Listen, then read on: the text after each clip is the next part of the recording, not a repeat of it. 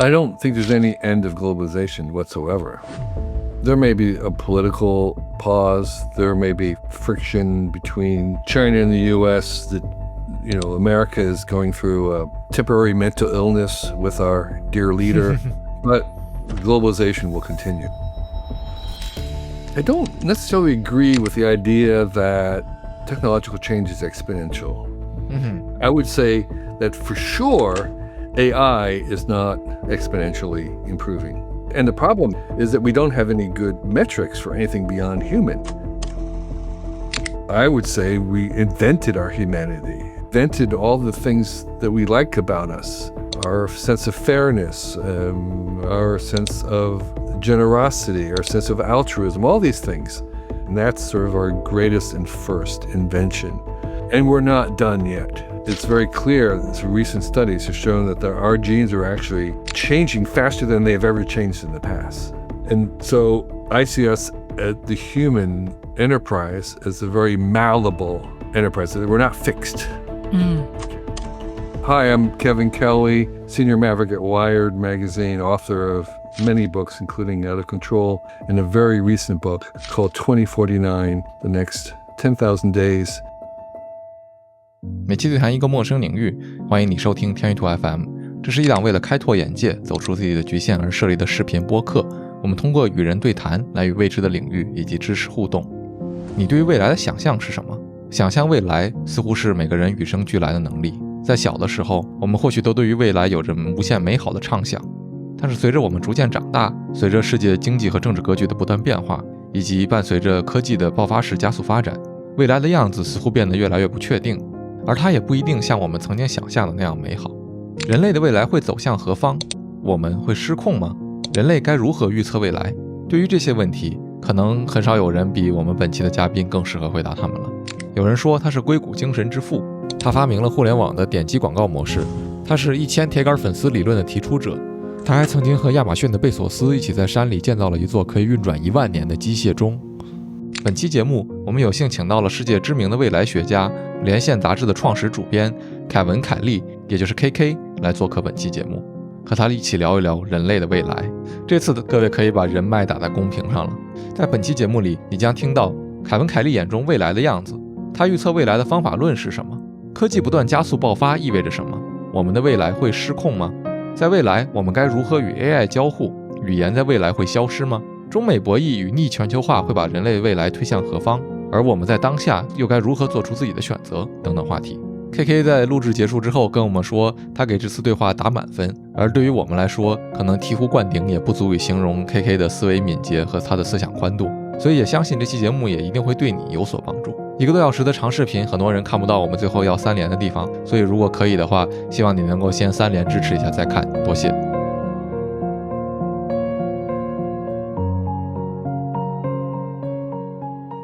Officially kickstart this. So Kevin Kelly, welcome to the show. To kick this off, this is a surreal moment for us because we are actually English podcast listeners since college.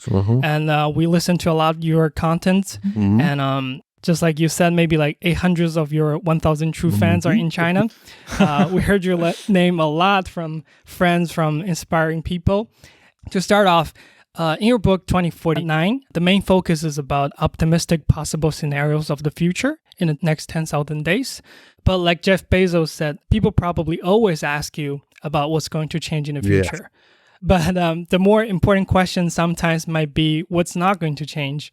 What are some things that are very important but not going to change in the next 10,000 days? This is a very, very good question and a great place to start. So thank you. It's my privilege and honor to be here with you. I'm looking forward to this conversation, especially with such a great first question. So I would say the majority of things will not change in the next 25 years. Most of the things. Most of the physical things that we see, the buildings, our roads, are basically going to be similar. If you come back in 25 years, I would say most of the buildings that you see in either Shanghai or Beijing will be the same. Some of them will be modified, but they're going to be kind of mostly. So all the plumbing, the electrical stuff, all this infrastructural thing changes very, very slowly. However, it's the same way with our own brains. You know, most of your brain and my brain was present in the reptiles. Old. Right. Maybe only 5% of it, the last layer outside, is the new stuff. However, that 5% is very important to us. Even though it's only a small percentage, it's actually the most important. So I would say that most of the things in our lives will be very similar and unchanged. However, the stuff that does change, it may be only a few percent, but it's gonna be very special to us. It's gonna be very important. Mhm. So, if your question is like, what are the most important things to us now that may not change? I would say things like family, finding meaning in your life, Hmm. the value of exercise, these kind of classic things that are not going to really change very much. We could go down a list of other things, but I think the most fundamental things that we find in our own humanity are the things that are going to be the slowest to change.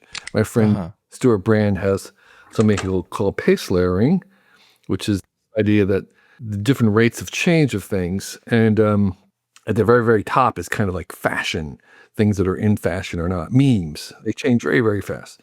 And then you have kind of technology below that, and below that are infrastructure, and then sort of like at the bottom is sort of like climate level, geological things, which just really take a long time. So that's also, by the way, the same hierarchy that we find in organizations. The natural hierarchy is sorted by not power, but by the pace of change. So That's so interesting. most employees are kind of dealing with things that have to be done within hours, that have a schedule of hourly, if not daily. And that's what they're concerned about, is like, this needs to be working by 5 o'clock. This needs to be shipped by 2 o'clock. And then middle managers are kind of have a little bit longer thing where they're thinking about weeks or maybe months. And then at the very, very top, you have the CEOs and founder types who should be thinking in terms of decades. They're trying to make a decision about whether they want to build a $1 billion factory somewhere. That this takes decades out. So they've got the much, much longer view, and that distinguishes their role. So we do have natural hierarchies, which is much more determined by the pace of things. But when we're looking at the future, it's the same thing. There's still going to be a hierarchy of change, and some things change so fast, like memes, that we can't predict them ever because they're just ephemeral. And so infrastructure things change a little slower, and they're kind of easier to imagine in 25 years from now. And then it's the in-between, the middle stuff, that's actually harder to try and guess about where they're going to be, because they could change within 5 to 10 years, or maybe even 25 years. Mm-hmm. Maybe it's a little early to ask you about this, but like you said, different hierarchy of people in the organization think about different time span into the future. Yeah. But we have this theory about like the rate of exponential growth of technology seems to be going faster and faster. For myself, I'm doing podcasts part-time. I have an e-commerce website. That's my main job. And I do feel that as time goes on, the expectation of future that I can do or that I will do sort of gets shorter, because sometimes I don't know like how technologies will influence what we do just maybe 2-3 years from now. So I guess this is a two-part question. One is that, do you think like this wave of AI is somewhat different from the previous technological changes? And maybe the second part would be, what does that even mean for the technology to be growing even faster pace than what we have experienced right now? Yeah. There's lots of things there that's wrapped in your question, and I'm going to separate them. So the one thing I would say that I want to kind of deal with immediately is, I don't necessarily agree with the idea that technological change is exponential. Mm-hmm. I would say that for sure, AI is not exponentially improving. Mm-hmm. Absolutely for sure. And you can actually see that if you look at even some of the benchmarks things, it's almost forming an asymptote. And the problem is that we don't have any good metrics for anything beyond human. And so all the metrics we have so far are just compared to the brightest humans. And Wow. so there's no metric of going into the future of, 1,000 times human or whatever it is. And what we do find is that it's taking exponentially more resources, exponentially more compute to just make a Right. small difference in improvement. So it's the inverse exponential. It's like it's exponentially poorer because it's taking exponentially more resources to make a small improvement rather than making a small increase in resources to have an exponential improvement. All right. So even other technologies, I don't think are changing at an exponential rate. And so going back to your question about is AI any different, in terms of its rate, I don't think it is.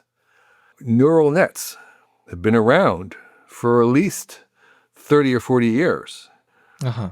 So it's the kind of thing where it takes 30 or 40 years to have an overnight success, right? I mean, it's like it's been going on for a very, very long time before it's had any real impact. But they're not really new. And so I don't think AI is different. In fact, I think its difference is mostly in the potential impact that it can have. And it's not about the rate. In fact, I think there may be a proportion where the more influential it is, the slower it is to be absorbed into the society. So while the frontiers are moving fast, absorption and adoption is very slow. And it's very slow because it is so powerful. Because in order to incorporate it into our lives, we have to change our behavior some. We can't take an AI and bring it in, take AIs, plural, and bring them into a company and expect to maximize their value. You actually have to change the structure of the company, of the organization. You have to actually change your workflow. You have to do all these things to accommodate this power. When electricity was coming in, it took decades and decades to absorb electricity and make the modifications in how the very organization of the company was curated and designed in order to maximize the value of electricity. So I think because AI is so powerful, I don't think it's going to be adopted fast. I think what we're seeing is that it's taking a very long time to absorb it. So there's all huge numbers of people with accounts, human adoption. But that's not the main metric. We don't want the number of humans. Who cares about that? We want like the number of hours. We want AI to be always on. In fact, we want to go beyond that. We want to have millions of AIs always on. We want to have AIs on while we're sleeping and AIs talking to each other. And that's not happening. I think it will happen, but it'll take some time to absorb this, to figure it out. So one of the reasons why I'm not too worried about the doomer concerns of AI is just that because they're of time. Not because I don't think the potential harm is there or the potential good is there. It's just I think we have time because it's going to take longer to adopt and absorb these things than people think. There's a cultural aspect to it. It's not just a genetic evolution. The code evolution is one thing. There's a cultural absorption of those genetic changes. There's a cultural absorption of the code that we have to take as a society. And that is taking time. If you look at, the workflow of people, even the people who are using it daily, you guys are probably some of them. Right. It's going to take some time to figure out the best practices, to absorb it into the things, to make sure that we're happy in doing it. So I give one example of this is my son, who's a programmer. Like many, they're using Cursor and everything else to program with AI. And they find that in order to use the AI assistant, AI coding, not just vibe coding, but just AI coding, is that they have to be in a certain state of mind. They have to be super alert. That when they're feeling kind of lazy, then they're going to hand code it. Right. More relaxing if they can just hand code it themselves. But if I they're see. feeling lazy, they don't want to vibe code. They want to code because then they have to be very alert. It's kind of almost like a managerial stance. You've got to really be on. You've got to be overseeing. You've got to be really alert. And so it's kind of the opposite of what we were thinking, which is like, oh, I'm feeling lazy. How the AI do it? No. That's not how it's work. It's like you're feeling lazy. You do it yourself. You need to be on your best. You need to be on your toes in order to deal with the agents. Right. That's so interesting. Yeah, I have so much to ask actually, and I think I want to start by this question of time that you just mentioned as an important factor.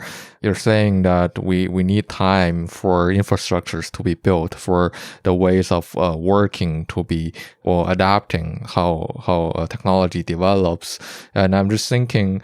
Do you think that the future, like 10,000 days or like the next 25 years is going to be the time for us as humanity in general to catch up with technology and get more adapted into what, you find a new way of interaction or new ways of interaction between us and AI? Like, I remember you mentioned about like the goggles, the glasses, like in your book, right? Like, do you think that's the infrastructure that we need?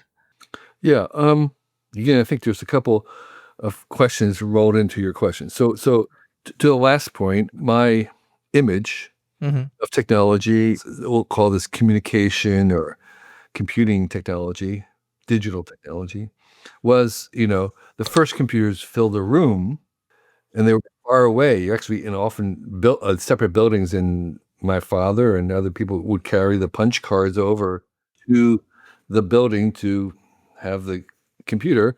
And then they became appliances like a refrigerator in the next room.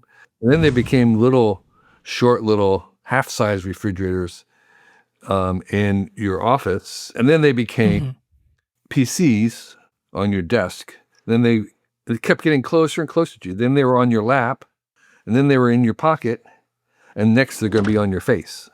So they're just getting closer and closer, and then after their face, maybe they go into your skin.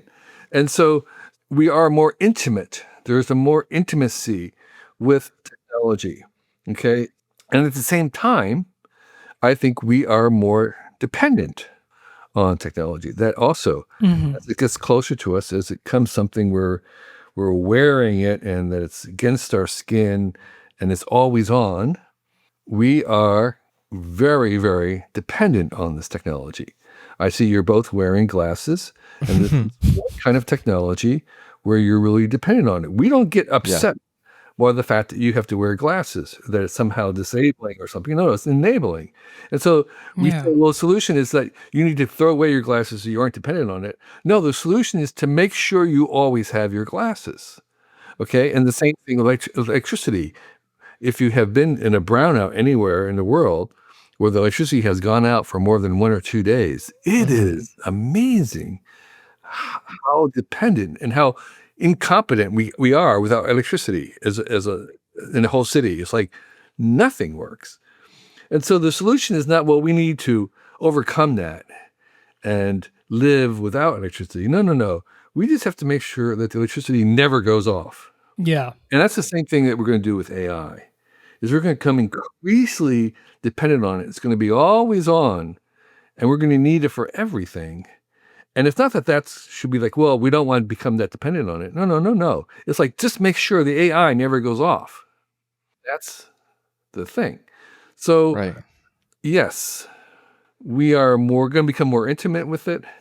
Yes, we are going to become more dependent upon it. But you had another part of your question.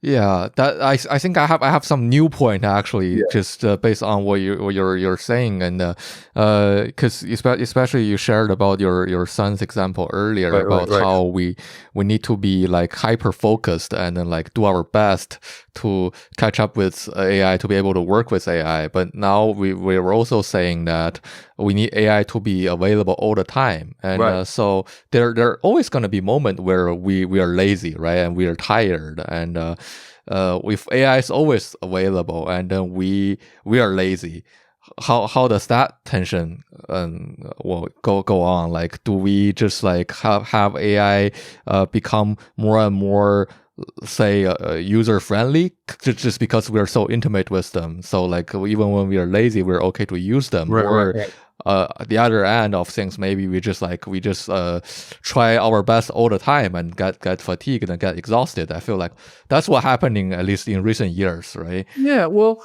it's again, I think it's like electricity. Is like Mm-hmm. we don't think of electricity. Technology succeed by becoming invisible.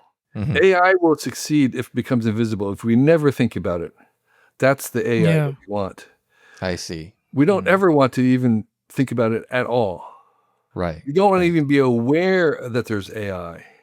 And so, yeah, you should be able to forget about it, feel lazy and funny, and the AI should just continue doing what it needs to do. And you should not even be taxed at all I for see it. what you mean. I see what you mean. So you're actually saying that the current version of AI is actually a proof of how incompetent it is. Yes, right.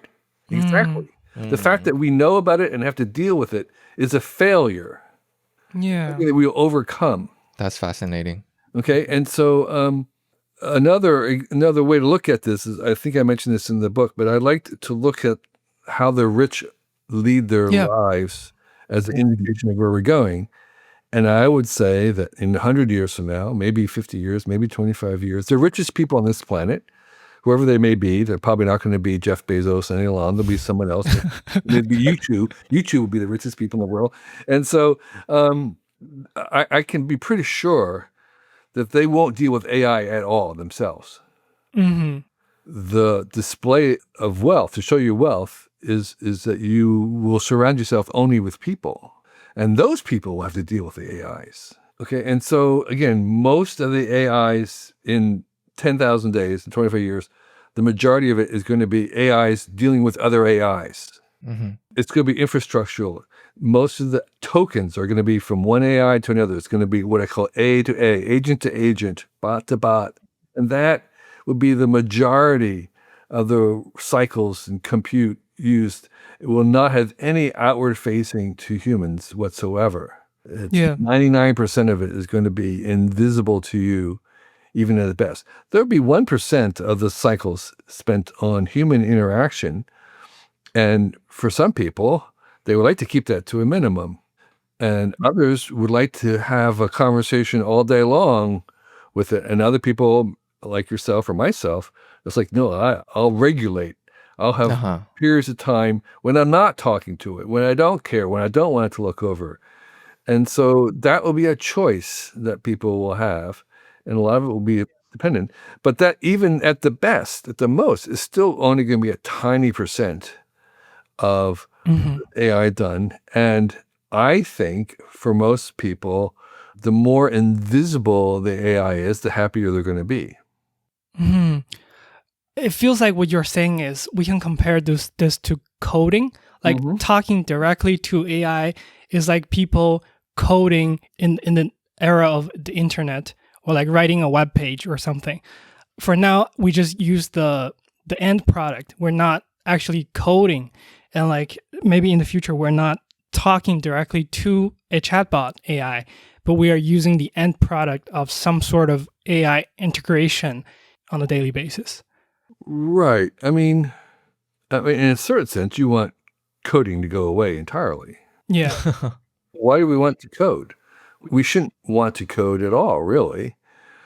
You should say, make me a bigger version of this. You tell it what you want, and it gets there. I think coding is sort of an intermediate skill that is sort of like, mathematics. we all learn mathematics in school, calculus. When was the last time you used calculus? Wow. I mean, you could do it. Was You never may good at it. understand right? Yeah. You may not be good at it, but in a certain sense, you want a world where you don't have to do calculus. Yeah, You- definitely. You kind of understand maybe the basic concepts. It's a very, very powerful concept of infinity number of sections, and you sum them together. But you don't really want to have to do calculus, and that's success. We rate that as success, where the machines do the calculus. I think it's the same thing with coding in a certain sense.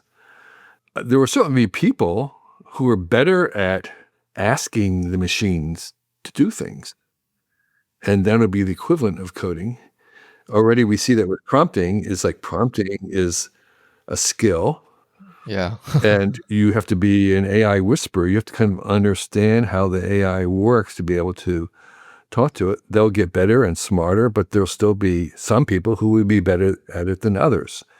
And that may take the part of coding for us today. I don't think that this is going to happen in 25 years. So I didn't really talk about it in the book, but I think we're moving in that direction. Interesting. I'm just curious, do you see language in the same light as well? Like in the sense that coding is this intermediate medium, let's say, that we use to get certain things. We get to get certain Great things question. done to go somewhere. And language is this intermediate medium for communication. If we can communicate like psychotelepaths. So there's inventors of virtual reality, Jaron Lanier, who was at Microsoft working on AI. He had an idea, what he called post-symbolic language communication, which was his idea was very simple, like with a brain-mind interface, you could imagine something without words, without using words. You could just imagine it, like say banana, which would be faster than you trying to say the word banana. Okay, and that if you had a world, a VR kind of a world or a mirror world where you could imagine all kinds of things at the speed of your thought, then you wouldn't need the language to try and reduce it to a language to communicate. You could just give the images. You could just give the idea in a visual way or a conceptual way. So in the long term, maybe there is a way to go around language, but I don't think that's not going to happen in 25 years, but maybe over 500 years or 100 years or something like that. Yeah, interesting. Since we're on the topic, we did want to ask you a little bit more about language, because I think throughout our research, language actually came up like many times from you. Like you mentioned, the invention of new words could tell us about the direction of the future. And we see that you come up with a lot of fascinating new words to describe technology, such as technium, protopia, dumb smart, artificial aliens. How language is shaping our technology, society, and future. Yeah, there's it's co-evolutionary, as we say. It influences each other. I use language as one indication where things are a frontier that's important. Because if it really is conceptually new and important, then there'll be new words being invented. So like crypto was a little bit like that, where there was tons and tons of terms and language being invented because this was a very powerful frontier. Biotech has a little bit of it. And so one thing is that new technology and new ideas need new words. Sometimes new words can help the new ideas form. It can certainly help it spread. So Yes. An idea, for it to be powerful, has to escape a single mind and have to affect everybody's mind, or it's not important. So the memes, the communication of an idea is very, very important because it needs to reach, in fact, and settle into many, many, many minds before it can become real in our society. So language and words are very important there in transmitting those ideas and making them easily transmittable and detectable. So I've seen so many times when someone comes up with the right word, and then that enables this idea to just spread very, very fast and settle in people's mind and change how they think about it. And so maybe the third thing I would say about it is taking those 2 points into consideration. My advice to young people often is to, if you can, if it's at all possible, to try and work in an area where where there's no words for what it is that you do, where there's no language for what it is. Where you have trouble describing to your parents exactly what it is that you do. That's a really good sign that you're out front in a very fertile place. Yeah. So if you say, "Oh, I'm an accountant," everybody knows what accountant is. That's not where you should be. 15 years ago, if you said, "Well, I have this radio show that's on the internet. It's not quite radio. It's kind of like in between. It's like a podcast," and nobody would know what you're talking about. Of course, now everybody knows podcasts. And so you want to be somewhere that's ahead of the language, ahead of words. And that is a good sign that you're at the frontier. Wow. That's so interesting.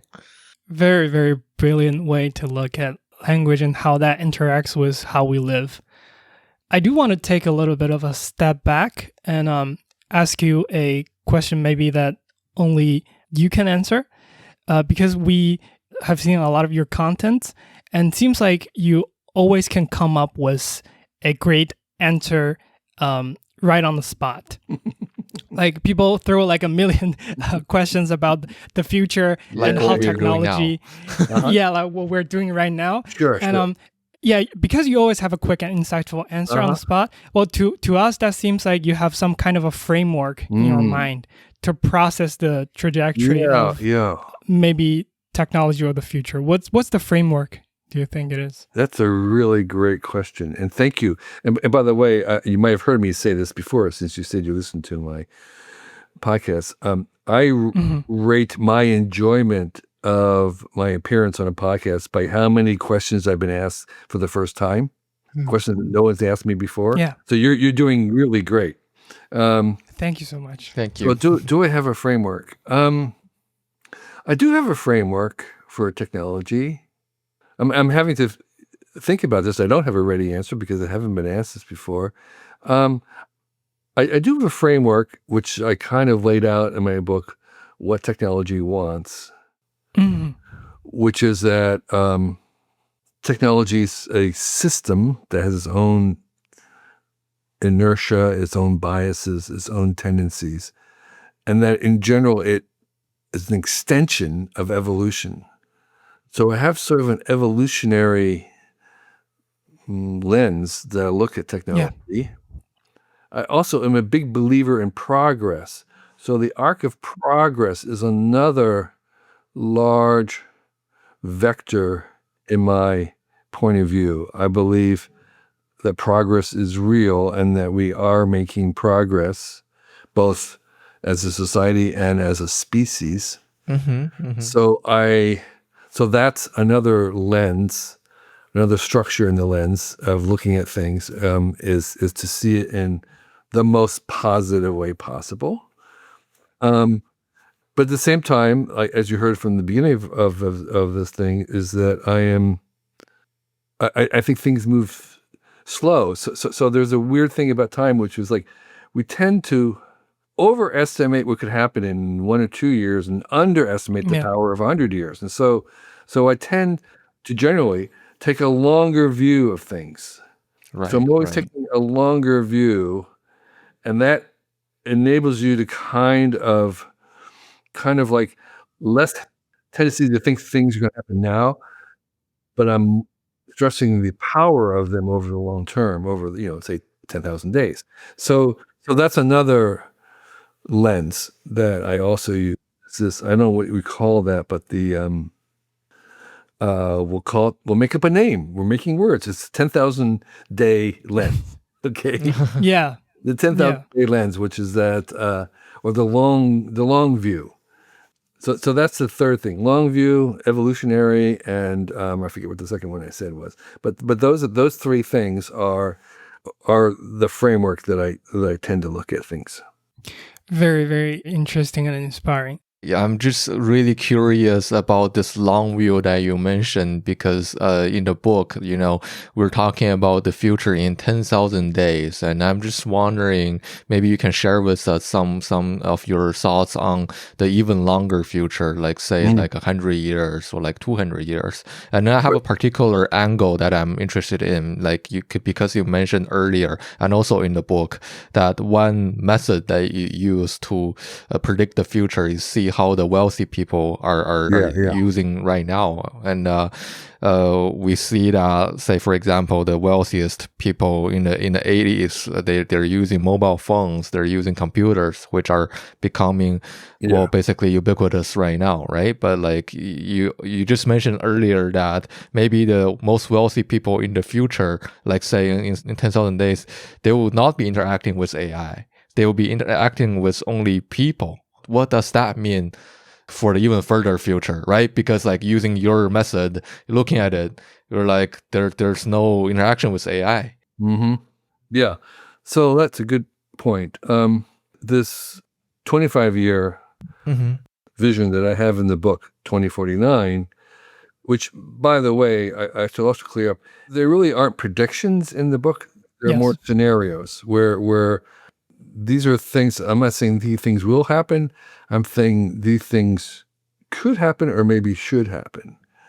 Okay. And so this 25-year horizon is actually a subset of my larger project, which is a 100-year future.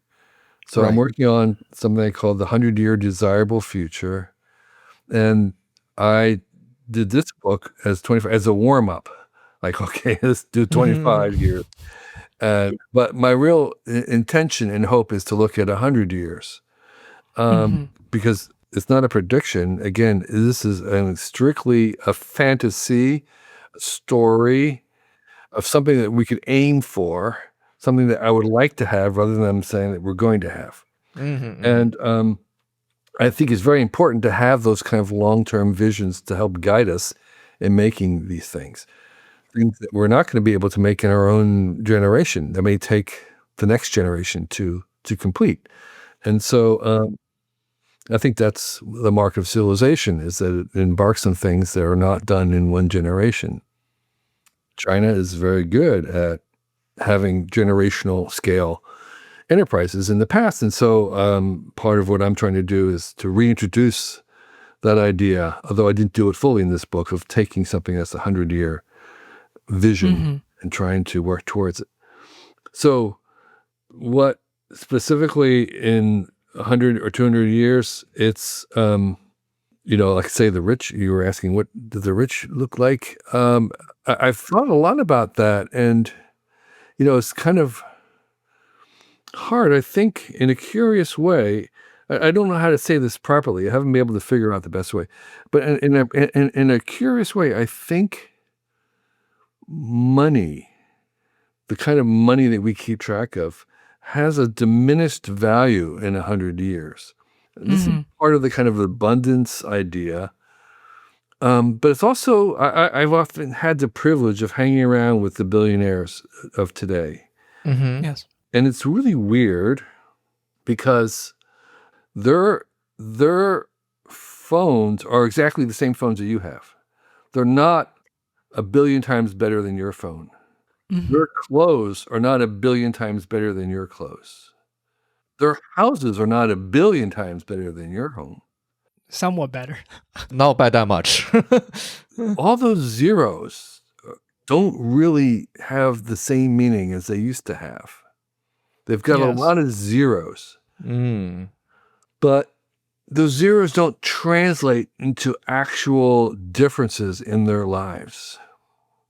And if we have a system where more people are brought out of poverty and where more people move out of the middle class to the upper middle class, even though there are some people who have lots and lots of zeros, their lives are really not that different.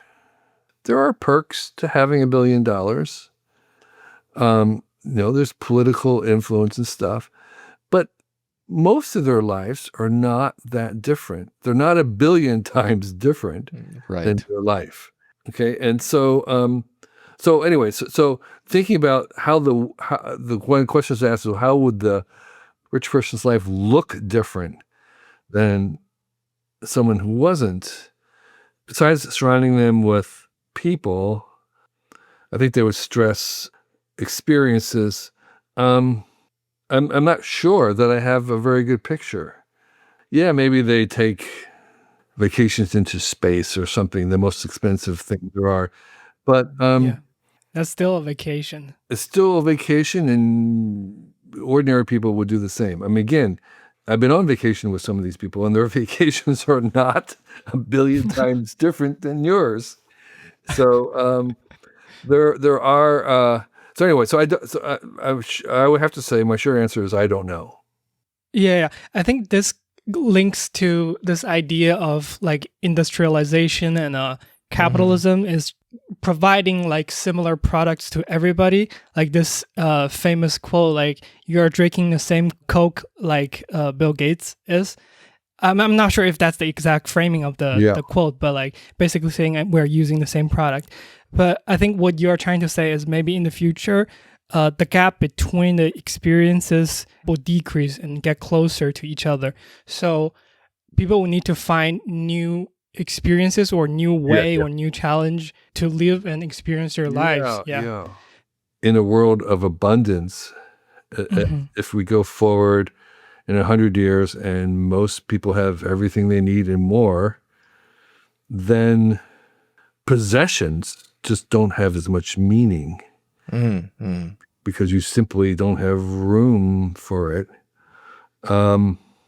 There's one thing about a billionaire today, which is if you have $1 billion, everything is free. Everything. Because once you spend the money for the yacht, the next day, you've just made it back in interest. Right. I mean, you literally cannot spend it that fast yourself. So everything is free. You want a house, it's free. But then the problem is, why I have all these houses. Why do I have houses? There's a responsibility. There's a trade-off on these things where it's not the amount of money, it's the amount of your attention, it's the amount of your responsibility, and that is limited. You just don't have attention to give everything. So the possessions just don't become more meaningless over time, meaningless in the sense that they don't have value. And so you shift away from possessions in the future, more towards experiences and maybe other things like status becomes more important. Right.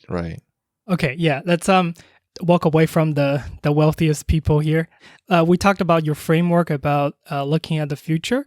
We were listening to your podcast with another Chinese podcast, Value 101, a few days ago, and you mentioned that you saw the first virtual reality back in 1987, which is a long time ago. You thought it was going to happen very fast. But that seems to be not the case. We still look at virtual reality as a niche product. It still has limited use cases. Yeah. Compared to what we talked about in this conversation previously, was there something that you learned from that, we'll call that false prediction? Yeah. Yes. I think this goes back to the AI question. I think I learned that there is a huge difference between the frontier lab technology and the adoption and absorption of it into everyday. Those two kind of run very differently. That you can have tech go very fast, but actually being able to absorb it takes a long time. So I think, I don't know if I mentioned in this previous podcast, but the quality of the VR back then was actually pretty good. Oh. Uh-huh. It was very good. It wasn't that much different than like the first Oculus. The major difference was that it was millions of times cheaper. So the apparatus that I saw was multi-millions of dollars, but the quality is just about the same. But now it's just $100. Right. That's the difference that came over those 30 years was not an increase in the quality, but just an incredibly decrease in the cost, which brought it and made it now suddenly available to people, more people, to start this process. And so so I did learn to be a lot more cautious or slow in understanding that something could actually be working and moving very fast on the frontier and just take an incredibly long time to make it to the main street, to make it to make it into everybody's bedroom. That was going to be, even though you could buy something, just because you could buy it also doesn't mean that it's going to stick. Right? So lots of people bought VR goggles and never used them. Lots of people are getting an account at OpenAI, trying it out, but not changing their lives. So that's very true. Sort of what I learned was that there's this two different time frequencies from the frontier models versus Main Street absorption or adoption. Yes, that's very, very, very interesting because that seems to lead to the question of there are many technology that are existing, but which one actually gets massively adopted seems to have a chance. So that makes predicting the future even harder because even if we can see all the technology existing today, we don't know which one is going to actually have the most impact. There seems to be a contingency in it. That's right. Right. That's why I like to try to talk about directions, trends, rather than specifics. So in evolution, there's convergence on four-footed quadruped animals. So I would say if we started from zero again, a life on Earth, and then ran evolution, that you would get quadrupeds again and again, that they're inevitable. Yes. But the zebra is not. The specific thing is not. So what we're seeing is we can see some of the generic trends in certain things like AI, but the specifics are not going to be predictable at all. We can't predict which company, we can't predict what kind of models, we can't predict the business model. None of those are going to be predictable. But we can see the trends, and the trend is that AI is inevitable, that there's going to be many, many species, because this is what we see in evolution, that they're going to be more and more specialized rather than general, because that's what we see in evolution. And so we can say those kinds of things, but we can't talk about whether the agents are going to replace humans. We just don't know enough. Right. Yes. You talked about this idea on PBS that humanity is our first invention, and we are the first animals that we domesticated. That's a really, really fascinating idea when I first heard it. Can you tell us a little bit more about that? Yeah. Sometimes it's called the self-domesticated ape. The idea that, in the broadest sense, that we evolution genetically altered our genes by our own habits in the same way that we domesticated, like, say, dogs, cows, pigs. We, through breeding, changed their genes and changed their behavior to suit our purposes. Well, we were doing the same thing to ourselves. We changed our jaws and teeth by cooking, inventing cooking. We changed, which enabled us to have nutrition, which eventually changed the size of our brains. And so there was lots of ramifications from the things that we invented, changing our own being, our own bodies. Northern Europe, since we had herding animals that made milk, we invented or gave ourselves a lactose tolerance in adults, some of us. And so these are changes we made. So we could see in the evidence, genetic evidence, that we have been changing ourselves through our own inventions, which is the definition, changing our genes, which is the definition of domestication. Right. Before we even started doing it with dogs and cows. And so we are the first animals to be domesticated. And I would say we invented our humanity, that invented all the things that we like about us, our sense of fairness, our sense of generosity, our sense of altruism, all these things we have invented. So we have invented our humanity, and that's sort of our greatest and first invention. And we're not done yet, okay? It's very clear, recent studies have shown that our genes are actually changing faster than they've ever changed in the past. And, with the coming embryo selection, IVF and embryo selection, we're going to be continuing to domesticate ourselves, to modify our beings. And so I see us at the human enterprise as a very malleable enterprise. We're not fixed. Humanity is not fixed, that we are changeable. We've been changing, and we're even more changeable. And so the question ahead of us is not so much what are we as humans, but what do we want to be as humans? What are we going to choose? What do we want to choose? And this is a big, big, big, big question that we really aren't asking seriously. That's going to be accelerated by AI, because we'll see from AI, we'll keep learning things of like, well, AI can do some of the things that we thought only we can do. So then we're back to the question, well, what do we want to do?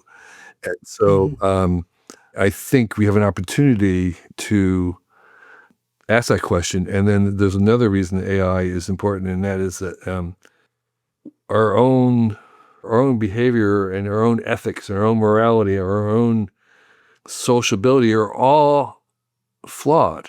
We're not very deeply ethical. We're not very consistent. Right. And we are demanding that our AI systems be better than we are. We're biased. We don't want the AI systems to be biased. We are lazy. We don't want the AI systems to be lazy. We don't necessarily make perfect decisions, and we want the AI systems to make perfect decisions. So we are holding them to a higher standard than we are, which is good. And I think as we make these systems better, the fact that they exist and we can see how they work and we can figure it out, that in turn will help us become better as humans. In the same way that having children can often make a person a better person as a parent, because they're trying harder, they can see it. So, like, for instance, I think a lot of the AIs will become really good friends to people. And people will learn, maybe who aren't surrounded by people who are very good role models, they'll have a role model around them all the time. And they'll learn how to listen, because the AI is always listening and can respond. And so I think by having these aliens around us who are programmed to be better than us, it will help us over time to become better ourselves. I heard this conversation that you had with Tim Ferriss about how can we be good ancestors in the future, and you said humanity is still going in the last answer. So what do you think our generation should do right now to be judged as a good ancestry moment in history? Yeah, so what are some of the things we can do right now to be good ancestors? Plant a tree, first of all. If you haven't planted a tree, there's only good things about trees. Trees are only good. Plant some trees, and people in the future will thank you. I mean, we live on some streets, and there's trees planted, and it's just wonderful. But you had to plant them 100 years ago, so do that now. I would say document everything. It's amazing how much better it is to come across documentation for something because somebody in the past decided to document it, whatever it is. Like if you buy a house, if they give you the blueprints for the house, it's like just amazing how valuable, important that is. If you need to do a remodel or anything like that, to know where the wiring is, to know what's inside the walls. So document things. If you write software, document it. If you have a system set up, document it. for the future. Be a good ancestor. What other kinds of things? Be a mentor. I think you might start some things that you know you won't finish, and then you can provide the means to get it done, like funding or whatever. So there are more and more people who take some of their wealth and are putting it in some vehicle to continue a program into the future. So they're being a good ancestor. In the same way that, Carnegie or Rockefeller has been a great ancestor for many, many peoples with their grants. I'm trying to think of maybe another one. And by the way, this is a great question, which I have not been asked before. Another way to be a good ancestor, I think, is to try and generate questions rather than answers. Answers are sort of final and finite. Questions are open-ended. Another way of saying this is, I think you might have heard me make the distinction that was developed by James Carse, which is between finite games and infinite games. Finite games are played to be won or lost, and there's winners and losers, and it's all about the rules and what's fair and not fair.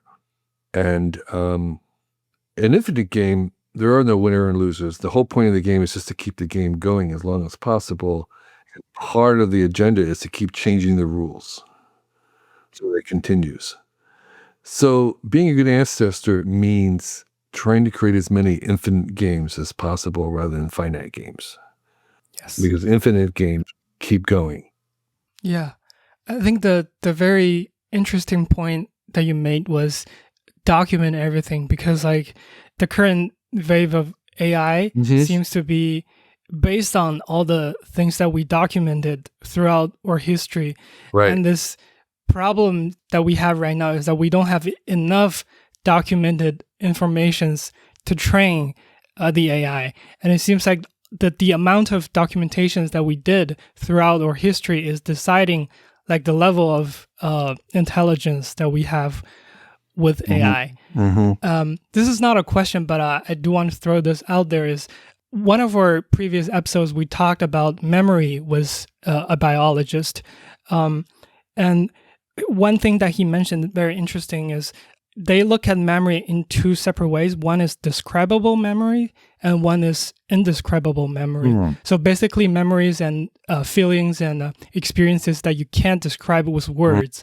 Like, for example, how you ride a bicycle, you can't tell other people about it. And I think it would be fascinating if we come up with a way in the future to, like you said, to document everything. And it would be interesting if we can find a way to document those indescribable things and memories and experiences. Yeah. Maybe that's going to help the future generations in some way that we don't know yet. There was some people who talk about implicit knowledge and capturing that. And the idea was that if you had a video of somebody working all day long, all the time, you would capture the implicit knowledge that they had. Rather than the explicit is where they're teaching, they have something formal. The implicit is all the informal knowledge around something. It's something that they're not even aware of necessarily. Right. And so the idea is that you capture everything about their work process and their environment so that you get not just the stuff that they're aware of, but the implicit, baked-in kind of knowledge. So it's not quite the same as the bicycle, but it's like that in the sense that and so that may be that, the VR mirror world is capturing everything that we, where you look, where you hesitate, how long you look at something, that we might be able to capture more of the implicit knowledge and people have with, if you were to save and process all of that by the millions of people at the same time. So that's one possibility. Because we have limited time, so I'm going to push this conversation a little bit further. So for the past maybe hour or so, we've been talking about how the future is going to look like, how AI is going to impact us in the next 10,000 days. But it seems like we are somewhere at the end of this post-World War II order. And for people, including both of us, have a lot of anxieties about this kind of huge change in society. And we spend all this time talking about the future, but it seems to be that the end of globalization is some kind of an elephant in the room. So what do you think this is going to impact the previous imagination scenarios that we talked about? I don't think there's any end of globalization whatsoever. There may be a political pause. There may be friction between China and the U.S. That, America is going through a temporary mental illness with our dear leader. But it doesn't matter really even who's running China. Globalization will continue. It's just very clear that most of the benefits that we've had are due to global trade and integration, and that's just simply not going to. I mean, we could have wars and stuff. We could slow it down, but we're not going to stop it. And so, I think AI will accelerate these kinds of things, and things like having real-time language translations. Like we could be having this conversation where you understand my English and I understand your Chinese, and those kinds of things will propel globalization. The thing I'm talking about these days is like, in a certain sense, an ideal world, we would manufacture refrigerators near where they're being used. So you don't really want China to be exporting refrigerators, or Korea. You want China or Korea to be exporting the robotic factory that made the refrigerators in your neighborhood. Right? I mean, that's what you want, and that's what I think China can start doing, is making robotic factories that are exportable, that can make things. And we have that a little bit with solar panels. Solar panels are factories that make electricity, and you don't want to make them centrally. You want to have electricity generated as close to its use as possible. So every home should have solar panels. Every flat surface should be covered in solar and generating the electricity, the power locally. And you want all things kind of being generated locally. So that's what you kind of want to export around the world, is not the finished product, but the process. The robotic process, the automated process. And, that could start in 25 years, but it's a longer term project. So globalization is in fact, it has not stopped, and I don't see it stopping. Would you say that you grow up in the globalization era would affect your judgment on that? Yeah, absolutely. So what's interesting is when I was born in 1952, there were 2.5 billion people on the planet. They're now, what is it?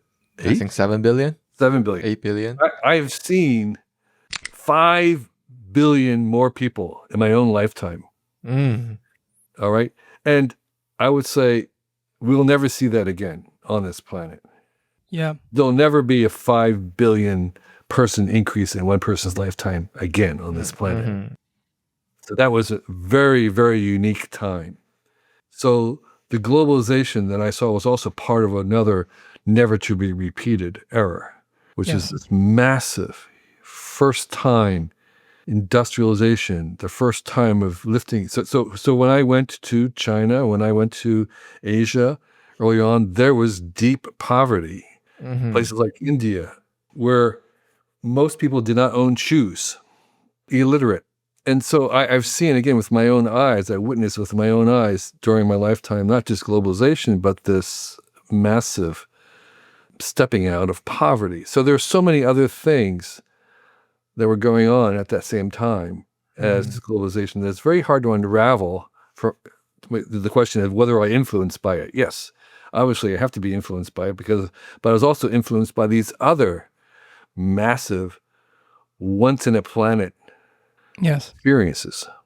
I'm just really curious that because you mentioned in the future maybe China and Korea, those like export heavy countries, should start exporting those like automatic robotic factories to overseas. I think there's an underlying tension.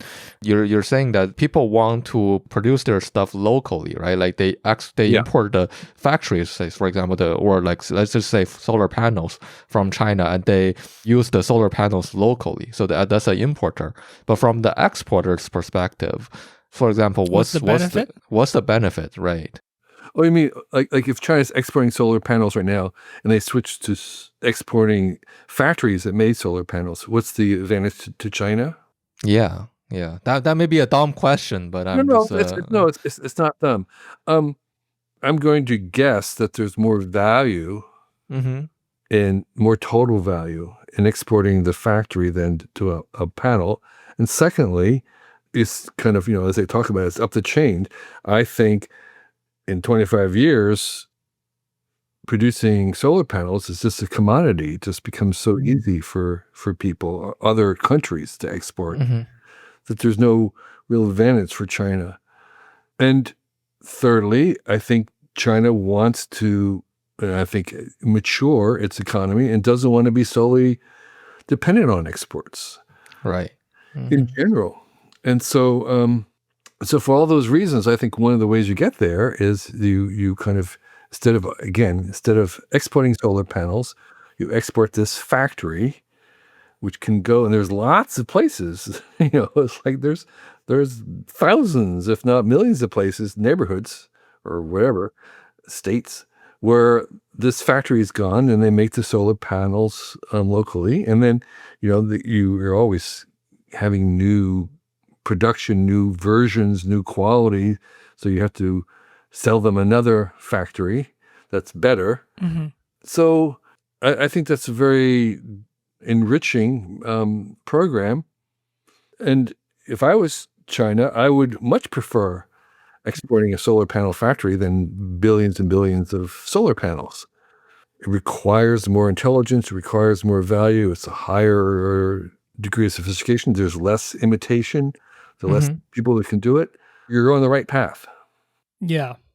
This is a not so relevant with what we've been talking about before, but I'm also curious about this idea of media detox that you mentioned at the end of the 2049 book. I'm not sure if media detox is the right word. Yeah, because, I don't recall that word. We're reading the Chinese version, so Okay. I think you're talking about like we are moving away from media as in social media or like content like YouTube that you mentioned like near the end. Is that something you recall? I'm wondering if this is part of Wu Chen's analysis at the end. Could be because my question was supposed to be that because you're mentioning that we're having higher and higher level of media intimacy, and then now there's this idea of detoxing from media. So I'm just seeing the tension there. Yeah. First of all, I'm not very concerned about social media. I think its harms are way overrated. I don't think it's as harmful as people think it is.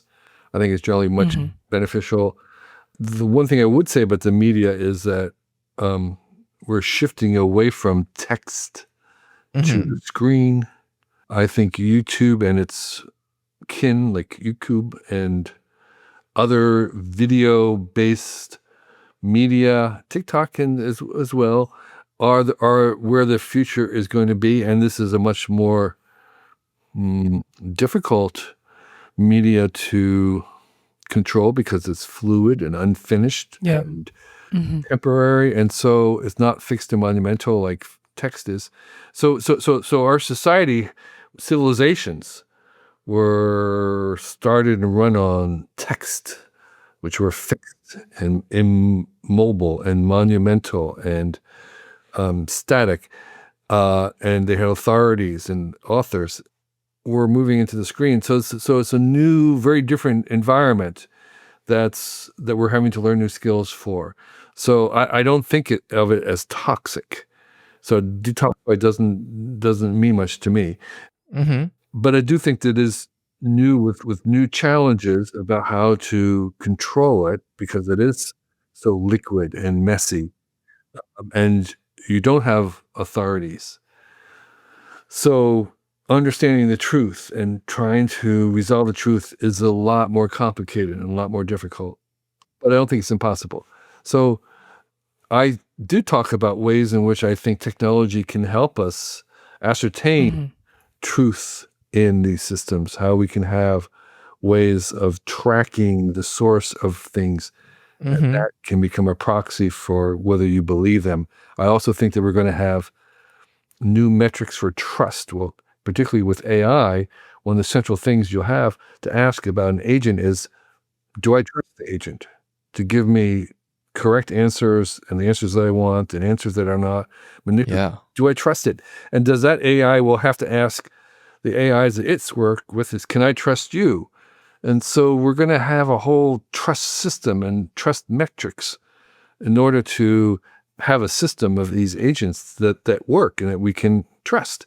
And so trust, I think, is going to become a really big thing for us to work on. And in media especially, it's, well, can I trust this? How do I trust it? What are the trust mechanisms? So, if that's what detoxify means, maybe that's what he calls it. But that's what I'm interested in, is this bringing the trust metrics into media. Yeah, fascinating. So what might be some of those mechanisms, if you can share with us? Danny Hillis has this, creators of the thinking machines, the first parallel supercomputer.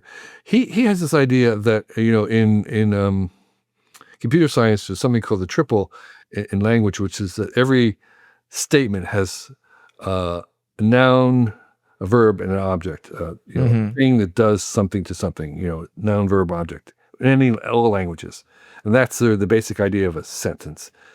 And what he says is, what you really want to have is quattro. You want to have a fourth thing, and that is, who makes the claim? Who's claiming this statement?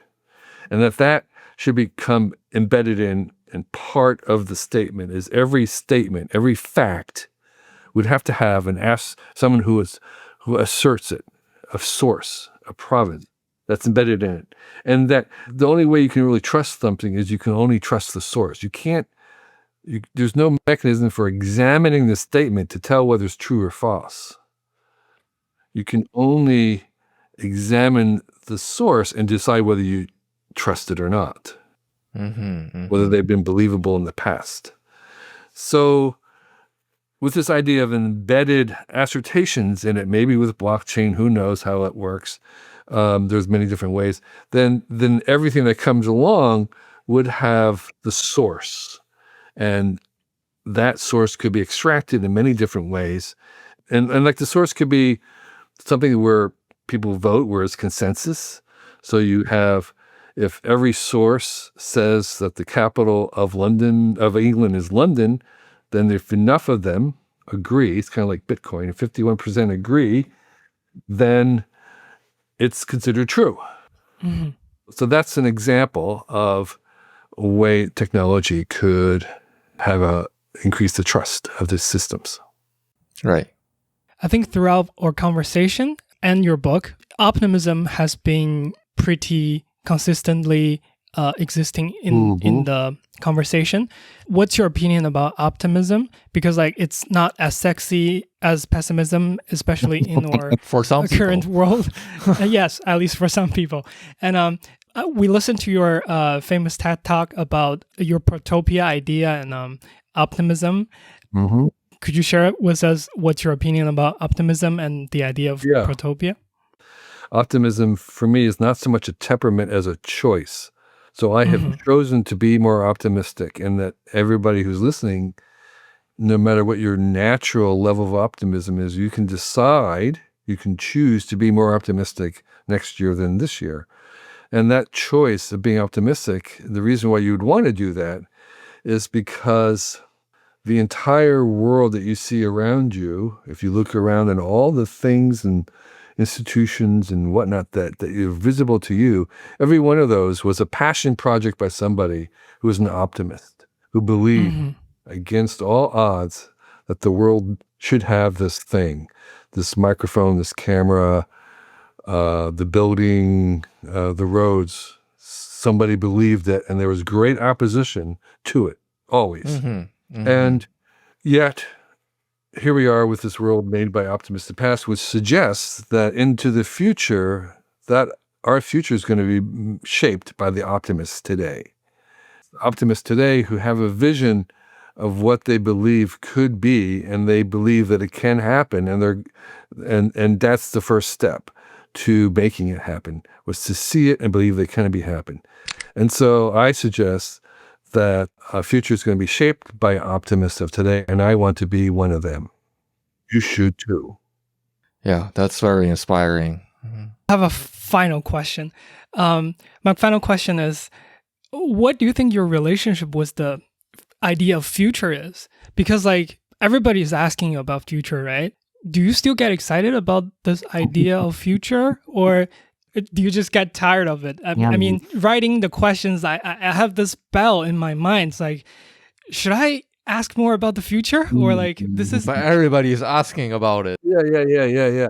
No, to answer your question, first of all, I love talking about the future. So I love thinking about it. That's mostly where I live. I don't really spend much time with the past, although I do read a lot of history. I don't spend time with my own past. I think about history as helpful for understanding the future. But I do live in the future, and I love to talk about it, and none of your questions were at all discouraging. In fact, I appreciate them because they were fast looking forward. So I think one of the skills that we should have is becoming comfortable with thinking about the future. I want to stress that I am probably really wrong about most of the things that I'm talking about. And that's based on my own reading of history and how wrong some of the smartest people who ever lived have been. I've been reading about the discovery, invention of electricity, and the smartest people alive at the time, including Newton, were very sure about what it was and were absolutely wrong.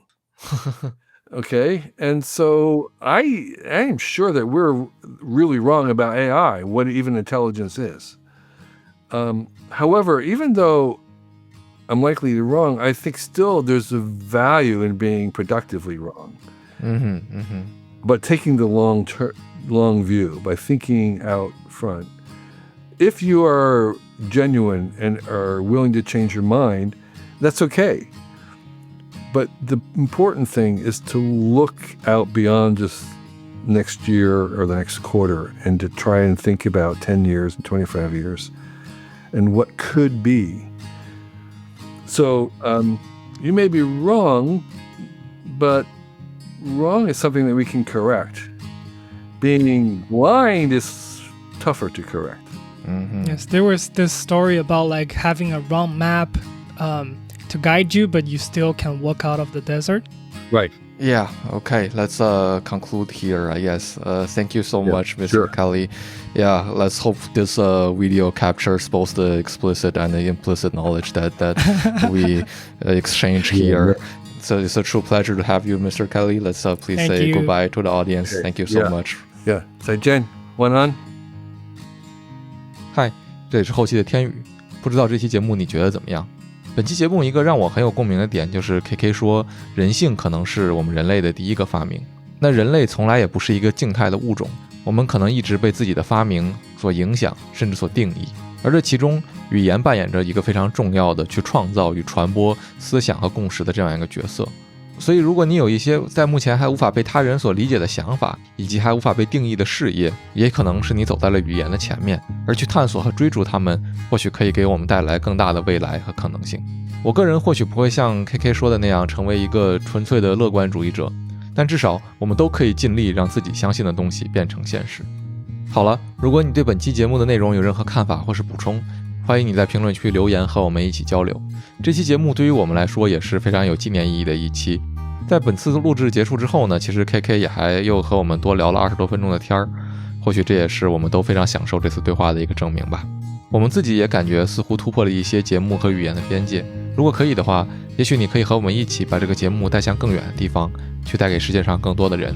所以如果你喜欢我们的节目，希望你可以点点赞，订阅我们，把我们的节目转发给你的朋友，这都对于我们来说是非常大的鼓励和帮助。也推荐你去看一看 KK 的新书2049，和往常一样，我们并不会从中获得任何收益，但这是一本关于人类在未来10000天有怎样可能性的一个非常有意思的探讨，也推荐给你。本期节目中的一些问题呢，也是基于这本书中的内容获得启发的。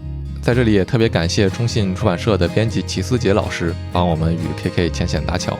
在最后呢，也特别感谢订阅并一直收听天域兔 FM 的你，正是因为你的收听，我们才有了越来越多对谈未知领域的机会，真的特别谢谢你，让我们下次再见。 Thank you so much. Thank you. Bye bye. I ain't even mad that it's over, baby. We must have lived enough for a lifetime. Steady getting lost in those. And oh, would I change the world to change your mind? And though it didn't work this time, at least we can say that we tried. At least we can say that we tried.